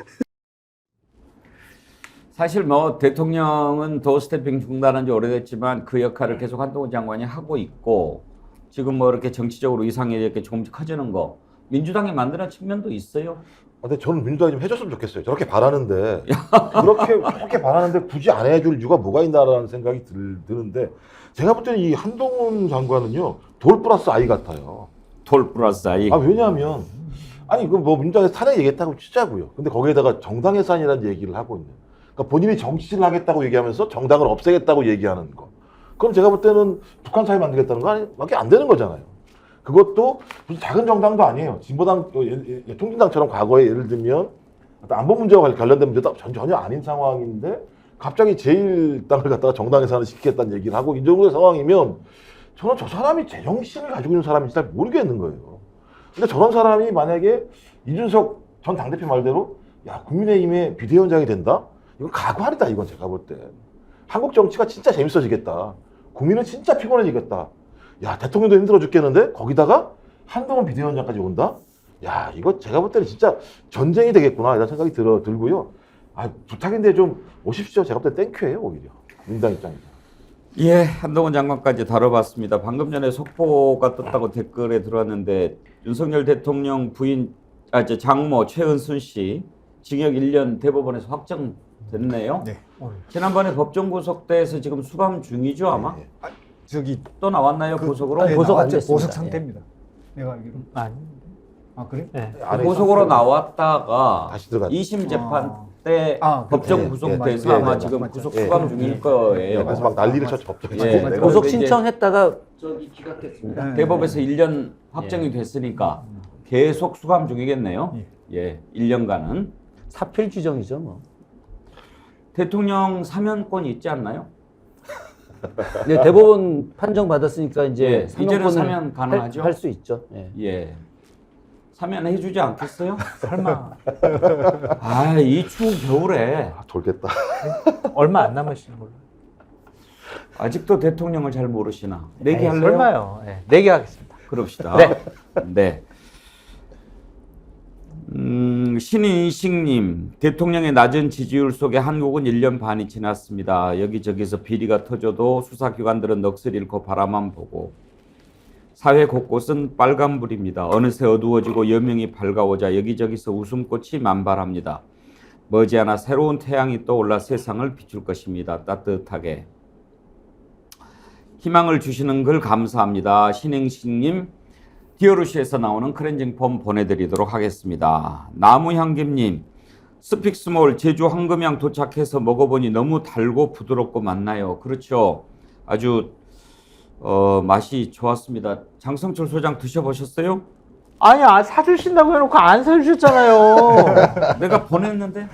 안 왔어요. 진짜 그래요? 너무하세요. 내가 다시 확인해 볼게요. 나 그래서 좀 맛있게 먹었다고 얘기하실 줄 알았는데. 아니, 저는 되게 섭섭한 마음 갖고 있었어요. 안 왔다고 그러니까 더 꼬숩네. 얼마나 맛있는지 몰라요. 알겠습니다. 제가 오늘 다시 챙겨볼게요. 다 팔리면 어떡해요. 빨리 보내주세요. 예. 사모님이 다 드신 거 아니에요? 아니요, 집에 없어요. 그리고 어제 소개해드렸는데 아주 많은 분들이 사랑을 해주셨어요. 해남 절임배추, 해남 땅끝마을에서 절임배추, 해남배추는 아주 유명하지 않습니까? 속이 꽉꽉 찼고요. 여기에다가 이제 김장하시기 편하게끔 천일염으로 미리 절여서 보내드리고 새우젓까지 함께 보내드립니다. 엄청 싼 새우젓 신안 새우젓입니다. 1.2kg. 이거 합쳐서 49,000원 무료 배송으로 보내드리고 배송일을 지정을 할 수 있다고 합니다. 김장하시기 하루 전날에 받아보실 수 있게 배송일을 지정을 해놓으시면 그 날짜에 맞춰서 보내드린다고 하니까요. 올해 김장은 우리 스픽스몰에서 제공하는 해남 땅끝마을 절임배추와 신안 새우젓으로 맛있게 김장 담궈서 드시기 바랍니다. 그리고 가끔 물어보시는데 제가 다 기억은 못하지만 그냥 그 스픽스몰에 들어오시면 있어요. 뭐 그 자민경 홍삼 너무 좋은데 어떻게 해야 되느냐 막 그렇게 물어보시는데 그냥 스픽스몰에 들어오시면 되고요. 달팽이 크림 제가 어제 말씀드렸더니 달팽이 크림도 이렇게 또 어제 많이 사주셨더라고요. 좋아요. 많이 사주시면 좋습니다. 우리 스픽스에 힘이 되고요. 근데 제가 맨날 이것도 말씀드리기 부담스러운데 매일매일 달팽이 크림 좋아요. 뭐 자민경 홍삼 좋아요. 새우젓 사주세요. 황금향 꼭 사야 됩니다. 이럴 수는 없으니까 여러분 스픽스몰을 많이 이용을 해 주십시오. 예, 오늘 1부는 여기에서 마치고 또 2부 김종대 레이더 이어가지요. 김두수 대표님, 김종욱 교수님, 장성철 소장님, 김준혁 교수님 네 분 수고하셨습니다. 네, 맞습니다. 감사합니다. 김종대 레이더 곧바로 이어갑니다. 채널 고정해 주세요.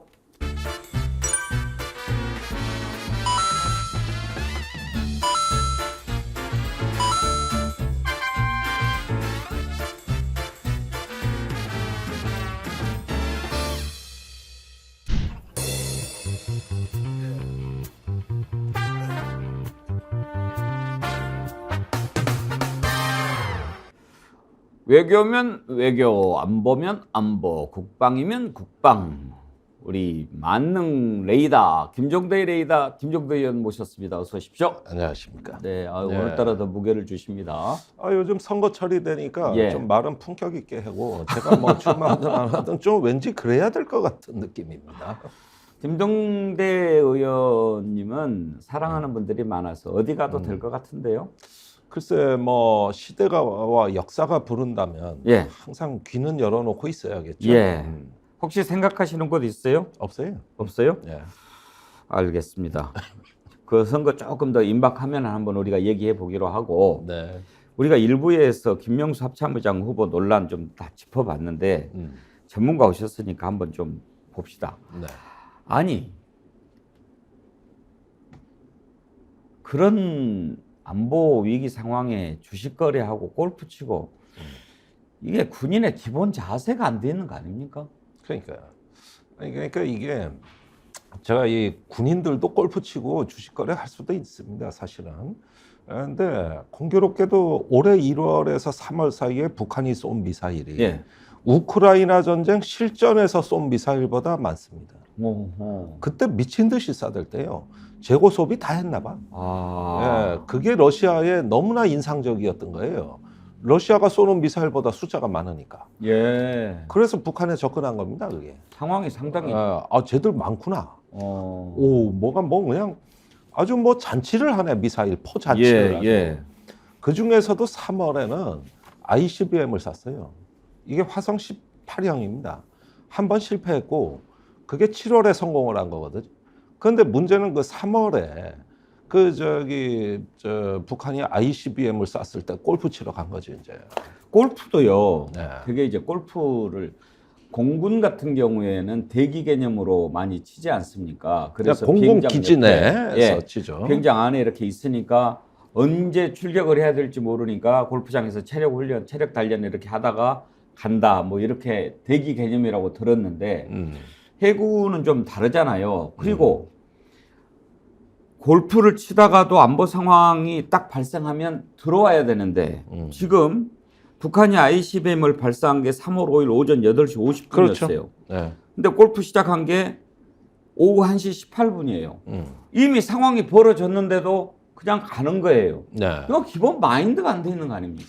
그때가 작전사령관 부임한 지 약 석 달이 지났을 때입니다. 예. 보통요, 작전사령관이 어떤 자리냐.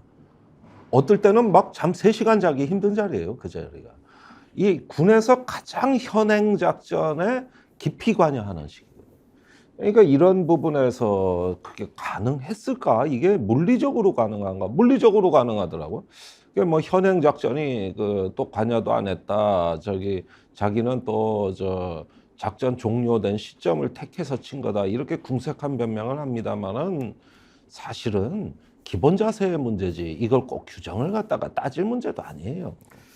이번에 드러난 거 보면 어떻게 이런 사람을 군 서열 1위 합참의장 후보자로 했을까가 참 궁금한데 우리 김종대 의원님 좀 아실 것 같으니까 물어봅시다. 왜 지금 대체로 합참의장은 군 서열 1위니까 각군 참모총장 중에서 되게 가지 않아요? 또는 연합사 부사령관이나 예. 아니면은 그 육군의 군사령관이나 그러니까 사성장군 가는 중에. 거 아니에요? 그렇습니다. 근데 지금 중장이었는데 별 하나 더 달아줘가지고 합참의장으로 이렇게 꽂은 거 아닙니까? 그렇습니다. 왜 시켜준 거예요? 그러니까 첫째는 완전 물갈이를 하려니까 기존 대장 중에 시킬 놈이 없었다. 아하. 예. 근데 이 물갈이는 작년에도 물갈이를 하고 또 물갈이를 하다 보니까 너무나 이제 문재인 정부 때 중장 진급한 이상은 다 나간 거거든요. 예. 이제 자원이 없어요, 진짜로. 아. 자원이 진짜 없어가지고 쓰리스타 중에서 급히 뽑아 올렸어야 됐다. 그런데 이게 합참의장이 대장의 2차 보직이란 뜻은 뭐냐면은 자기가 소속된 군뿐만이 아니라 육해공군의 작전부대를 다 지휘할 수 있는 경륜과 식견을 갖춘 사람을 합참의장 시켜야 되는 겁니다, 원래. 그게 그래서 군 서열 1위가 그런 의미거든요. 그래야 지휘가 되니까. 근데 이 김명수 후보자의 경우에는 작년 12월에 작전사령관으로 왔으니까 해군 작전도 작전사령을 1년도 못 해본 거예요. 그러니까 합동작전은커녕 해군 작전도 하다 말고 온 사람인데. 근데 이게 어떤 면에서 그런 면이 이제 문제가 앞으로 될 거냐 하면은 일단은 합참의장 되면 14명의 부장들이 보고서를 올리는데 용어도 다르고 개념도 다르고. 그러니까요. 알아먹질 못하는 거예요. 이게. 합참은 3군을 다 통할하지 않습니까? 예. 근데 3군이 용어가 다 다르다 보니 합동작전에 판을 쌀 때는 용어 개념이 다 달라져요. 알아먹질 못하고 이 양반이 합동작전 해본 경험이 없는 사람이어도 단순히 쓰리스타라는 게 문제가 아니라 우리 군에는 한 기수당 2명 정도씩 해서 이 합동교육이나 합동작전의 인재 양성 체계가 있는데 그런 코스를 거쳐본 적이 없는 사람이니까 부장들이 올리는 보고서를 알아먹질 못한다니까. 그렇겠죠. 그렇게 되면은 유사 사례를 꼽아보면 천안함 때 이상의 합참의장의 경우를 우리가 대표적 사례로 꼽는데 천안함 사건이 일어났어요. 배가 이렇게 침수되고 침몰되는 과정에 해군은 심각성을 알았어. 이거 중대 사태다. 아직까지 원인은 몰라도 중대 사태다. 그랬는데 육군에 있는 그 주요 지휘자들이 합동경 작전을 해본 적이 없는 막 들어온 사람들이고 의장이 그렇다 보니까 50% 침수됐습니다. 70% 침수됐습니다. 보고가 올라오는데 계속 그냥 야 저기 빨리 고속정 보내 구해. 그런데 고속정이가 물결이 쳐서 접근하면 안 되거든. 이건 구명 리프가 가야 된다고. 예. 이런 걸 모르고 그다음에 침수됐다는 걸 이해를 못하니까 이함대하고 합창관에 마비가 된 거예요. 청와대가 먼저 알고 저기 비상을 걸었는데 합참의장 그것도 모르고 있다가 음주 만취가 돼서 다음날 새벽 3시에 깨어났거든요. 그러니까 합참의장이 결재를 못하니까 비상경계령을 못 내린 거예요. 전군 비상경계령. 그 사이에 경찰 의료 비상령이 선포됐고 해경 인천해경 가포 비상령이 선포된 게 천안함 침몰하고 1시간 만에 밤 11시에 됐는데 군만 조치를 안 한 거예요. 그러니까 전부 무경험자. 전부 무경험자예요. 전부 무경험자. 그래가지고 그 일로 잘려요. 그런데 그때 우리 군이 뼈 아프게 경험한 게 있어요. 이 전군을 지휘하는 합참의장은 합동작전에 무경험자를 시키면은 국가가 재앙에 처한다. 미국에 보십시오. 마크 밀리 합참의장이 아프간 7월에 재작년에 절대 아프간 정부 안 무너진다. 카불은 사이공이 아니라 그랬거든요. 열하루 뒤에 무너졌어요. 작년 2월 24일 우크라 전쟁 때는 72시간이면 함락됩니다. 사흘이면 전쟁 끝납니다. 이런데 1년 8개월이 돼도 안 무너졌어요. 망하는 정부는 안 망한다 그러고 안 망하는 정부는 망한다 그러고 그 군서열 1위가 이게 상원에 가서 이렇게 증언을 해버리니까 그때로부터 지금까지 바이든이 저기 외교와 이 분쟁 예방에 완전히 실패해서 오늘날 미국의 영향력 하락이 그래서 온 겁니다. 군서열 1위가 이렇게 중요한 자리예요. 그랬는데 여기서 저기 합동작전을 한 번도 경험해보지 않고 합참 근무 경력은 원스타 때 준장으로 이 작전처장을 했는데 그건 합동직위가 아니라 해군작전만 해본 거고 더 어이가 없는 건 그 다음에 부하로 온 합참차장은 방첩사령관 하다 온 비전문가예요. 육군 작전통이라고 보병 야전통이라고. 이 사람이 합동작전을 어떻게 알아? 이렇게 돼 있는데 이런 비전문성에다가 골프 주식에다가 이런 것들을 쭉 우리가 보면은 앞으로 NLL에서 무슨 일이 일어나거나 군사분계선 일대에 무슨 상황이 발생했을 때 육해공군에 대한 작전부대를 통합지휘할 수 있겠느냐. 연평도 포격 때 이런 황당한 일이 있었어요. 그때 또 무경험자 한민구 합참의장이 부임을 했었는데 공군작전을 이해를 못하는 거예요. 그러니까 3시 30분에 교전이 일어난 날 공대지 무장을 달고 F-15를 출동시키라 그랬는데 공군작전사령부에 비상을 안 걸어가지고 내용을 모르니까 9시 반에 왔습니다. 6시간 걸렸습니다. 그런데 왜 이런 문제가 생기는가는 합참의장의 비전문성 때문이었어요. 그러니까 이런 것들이 국가의 교전 그 안보 위기에서 그 전문성은 그때 드러나지 아무 일 없으면 아무 문제 없습니다. 골프해도 상관없고 주식해도 상관없어. 아니 그냥 놀아도 돼. 그러나 문제가 발생했을 때 그때 진짜 실력이 드러나는데 이때 무슨 문제가 생기냐면 자기가 해야 될 일이 뭔지를 모르는 거예요. 합참의장이 뭐 하는 자리인지를 모르는 거예요. 이 사람들이. 주식은 알아도 그거는 모르죠. 몰라요. 그래서 그게 재앙이 터진 게 천안함 연평도 때입니다. 그 이후로 군이 다시는 이런 실수를 되풀이하지 않겠다 그래서 이제는 전문가와 준비된 사람을 시켜왔던 겁니다. 근데 윤석열 정부 들어가지고 이 모든 전문성이 다 갈아엎어져. 이제 시킬 놈이 없어. 다 내보냈기 때문에. 그래서 한국전쟁 10대 미스터리라는 군번 일본의 외길 인생이라고 해서 옛날 월간중앙에 연재했던 이용훈 장군의 그 증언에 의하면 10대 미스터리의 두 번째가 한국전쟁 2주 앞두고 6월 10날 전군에 싹 갈아엎는 인사를 해버렸다는 거 아니에요. 그러니까 일선의 지휘관들이 가니까 적정이었던지 부하가 누군지 모르는 상태에서 2주 후에 얻어맞았는데 아무 지휘를 할 줄 모르더라는 거예요.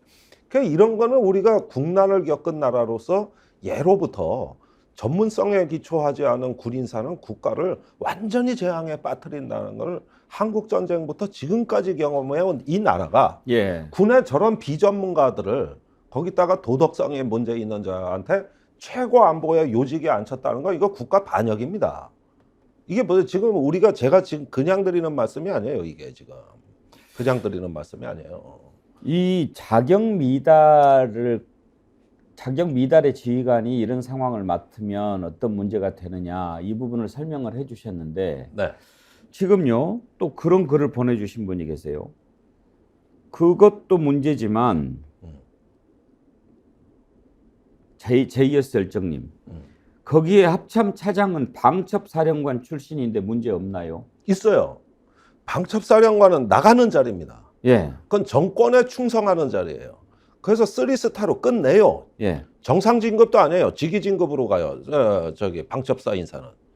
그래가지고 별도로 독립된 인사를 하는데 이 방첩사령관이 다른 군 주요 보직으로 오게 되면 자기가 이전까지 다뤘던 정보가 이 정치에 관한 정보 또 권력에 관한 정보, 군 인사에 관한 정보를 다뤘던 인물이 이제는 이제 사성장군 진급을 바라보는 새로운 자리로 영전을 한 것이죠. 그렇게 되면 군의 정보가 악용이 되고 사유화될 거 아닙니까? 이 모든 현상은 윤석열 대통령이 전문성이 아니라 자기에 대한 충성도를 기준으로 인사를 했기 때문이에요. 그래서 이런 결과가 나오는 거예요. 네. 세상에 방첩사령관이 합참차장으로 갔다? 아니 이게 무슨 일입니까? 방첩사가 또 작전부대입니까? 거가? 정보만 다루고 사찰만 하는 부대지. 그런데 최고 작전의 보직으로 영전을 시켰다? 군대가 망하려면 이런 짓 해야 돼. 군대가 망하려면. 6.25 때 이랬어. 네. 걱정입니다. 참 걱정인데 지금 이제 윤석열 대통령 이런 상황인데도 임명하겠죠? 아니 강행하죠. 이미 차장은 임명됐고 예. 합참의장은 이 청문회 끝나면 이제 바로 임명 수순에 들어가겠죠. 이렇게 걱정을 해도 임명을 하면 국민들은 어쩌라고? 안보의 문제죠. 그러니까 제일 중요한 게 안보 아닙니까? 아니 그러니까요. 이게 군인들이 이제는 전선에서 적을 바라보는 게 아니라 삼각지를 바라보고 군대 생활을 합니다. 삼각지. 예. 용산. 권력을 바라보고 예. 군인이 근무를 한다는 거예요. 누가 전방에 가서 고생하고 싶겠습니까? 좋은 보직, 연출 찾아다니지. 지금 윤석열 대통령 에이펙 갔잖아요. 갔습니다. 이번에도 한일 정상회담 한다고 해요. 그런데 기시다 총리는 윤석열 대통령보다 지지율이 더 낮더라고요. 그렇습니다. 20%대입니다. 지지율 꼴등끼리 만나면 무슨 얘기를 주로 하나요? 일단 허구한 날 만나가지고 서로 위로주는 해야 되는데 상호 의존적 위로는 해야 되는데 문제는 이번에 가서 시진핑 주석을 못 만나는 거거든요. 예. 그리고 시진핑 주석이 방한했으면 좋겠다고 우리 대통령이 얘기한 게 지난 9월입니다. 예. 그러면 방한은 안 된다 하더라도 만나는 봐야 되거든요. 같이 모여 있으니까 샌프란시스코에. 악수하는 수준이에요. 양자 정상회담이 아니란 말이에요. 그러면 또 그 말 정도 나오나요? 네. 뭐 기회 되면은 한번 가겠다. 뭐 이런 정도? 그렇습니다. 그러니까 여기서 우리나라가 올해 4월, 5월이 한중 관계 최악이었습니다. 그때 중국이 우리한테 4대 불가를 통보합니다. 그러면서 미일에 중국을 견제하는데 협조하지 마라. 한중 관계 경색되면 남한은 북한의 주도권 없다. 뭐 이런 4대 불가를 통보하고 그러다 나니까 하도 1년 내내 집권하고 탈중국, 반중국 얘기하다가 아이고 뜨거웠는지 올해 8월부터 우리 정부가 중국에 다시 추파를 던지기 시작했어요. 한중일 정상회의를 서울에서 하자, 시진핑 주석의 방안을. 근데 중국이 한 번도 반응을 안 보였어요. 그러다가 항저우 아시안게임에 한덕수 총리가 간 거예요. 그런데 시진핑을 만나가지고 방안을 이제 거론하니까 시진핑 주석이 덕담으로 잘 검토하겠다 그랬어요.